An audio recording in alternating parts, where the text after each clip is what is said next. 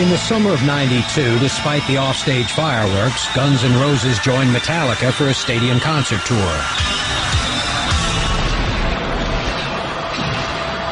But on August 8th, at a gig in Montreal, Metallica frontman James Hetfield was severely burned in a bizarre pyrotechnic accident, leaving the Guns to deal with an incendiary crowd. Axl could have probably saved the day, but his voice was messed up. He just couldn't hear himself, and chose to leave.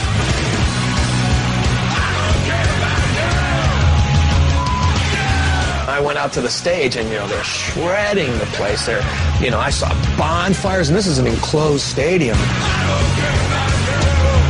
And they just looted everything. There were cop cars overturned, and I've never seen anything like that. That was my first riot. That was a really sort of embarrassing moment for everybody, because it's like, we have no control over this, The Guns soldiered on until July of '93. Their final performance was for 70,000 fans in Buenos Aires, Argentina. It was the last the world would see of the original band. Next, the Guns come undone. Nobody wanted to come home, because I think everybody in the back of their mind thought that it was going to be over.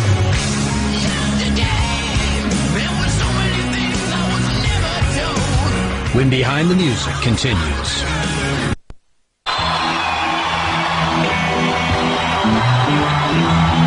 On July 17, 1993, Guns N' Roses completed a 2.5-year tour that was the longest in rock history.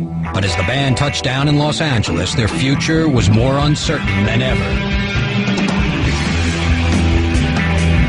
Even though the family was dysfunctional, they were still a family on the road. Nobody wanted to come home. Nobody really wanted to end, because I think everybody in the back of their mind thought that it was going to be over.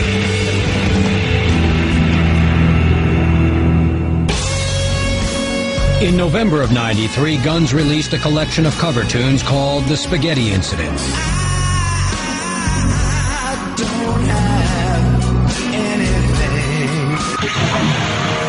But as they began working on a new album of original material in early '94, Axl's dominating demeanor was stifling the rest of the band. It's not brain surgery. I've said it a million times. Dude, what are you doing over there? Who are you, Zubin Mehta, doing a 72-piece, orchestral masterpiece?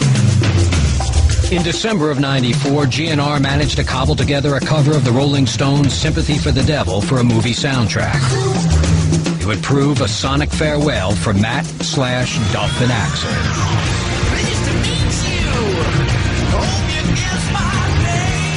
That's the sound of the band breaking up right there.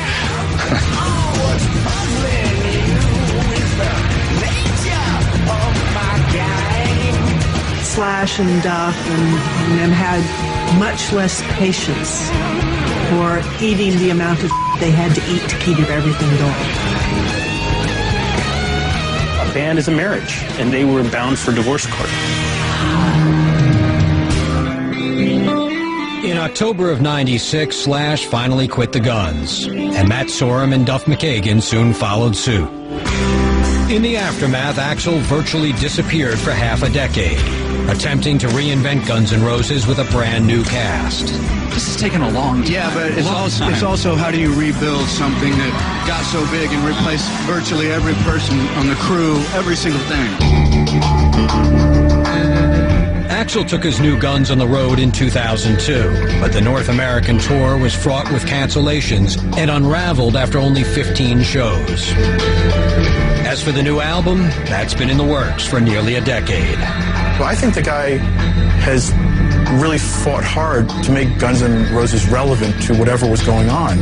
But he's waited so long, whatever was going on has changed a few times. I think he just, in his head, wants to achieve a sort of mythic perfection that may be impossible. Axl's album, Chinese Democracy, is finally slated for release in November of 2004. As for Slash, Duff, and Matt Sorum, they formed the supergroup Velvet Revolver, with former Stone Temple Pilots frontman Scott Weiland.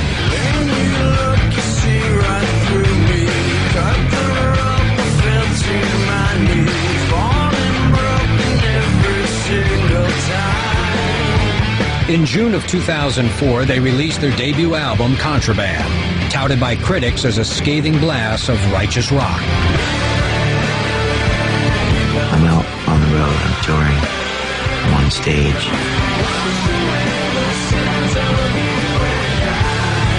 Got some of the greatest musicians around me, and that's the most important thing. I've been in enough bands and done enough sessions and played enough gigs. After all these years now, I do understand what it is. And to finally have that come around a second time is a real blessing. Despite these separate projects, the public's hunger for the original Guns remains insatiable.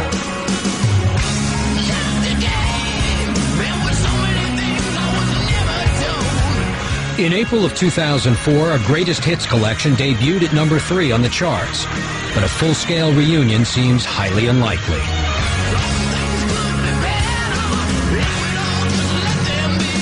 No matter how much money they stick in our face, there's no reason for us to get together to do anything unless we have some sort of mutual understanding or respect. And we're way, way far from that, so I don't see it anytime in the foreseeable future.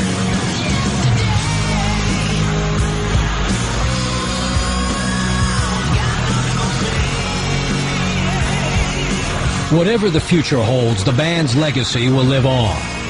For 6 unforgettable years, they pillaged the music world and remade rock and roll in their own decadent image.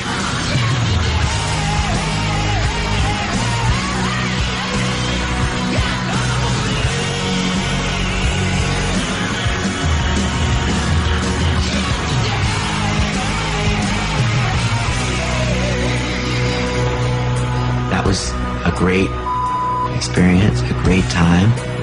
Will it ever be the same again? No, never. That kind of will never happen again.